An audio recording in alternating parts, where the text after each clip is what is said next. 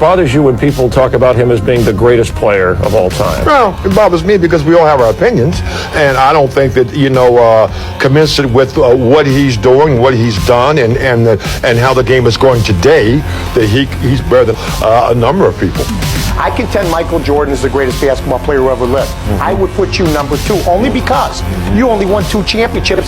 Now, people are going to say, well, you know what, he had a lot of stats and this and that. You won 2 world championships, okay? I have a friend of mine who I talk to about once a week. You know what he says about Michael's 4 championships? He doesn't say anything about it. Because he has 11.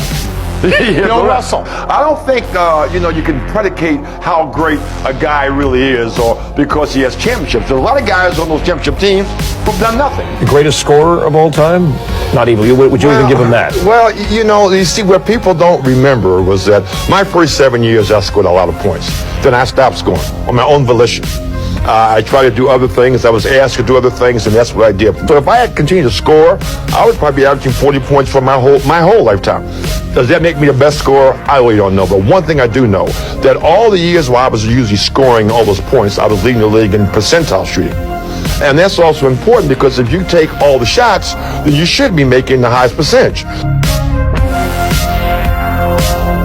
So when they compare me with Michael's averaging 31 points for his lifetime. I averaged about 30 points for a lifetime. But I stopped scoring. I know that basketball is a team game, right? And you've already made Michael number 1. But if you had to have Wilt against Michael, my prime and his prime, how much money would you be willing to bet? Wow.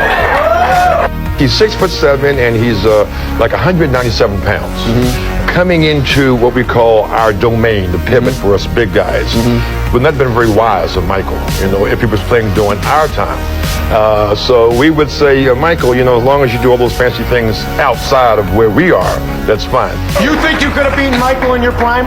He would take you outside. He shoots from the 3-point arc. Then you try to come on and get him, he'd dribble around you. I run the 109.5, 100 meters, around 10-2, and then in that area. 52 vertical. A 50-inch vertical jump. By the way, what's Michael Jordan's vertical jump? Do we know? I don't think it's quite that high. Not as high. Bench press almost 600 pounds. Michael would probably be going. Wait a minute, 600 pounds? 600 pounds. You think he'd have been crushed, is what you're saying?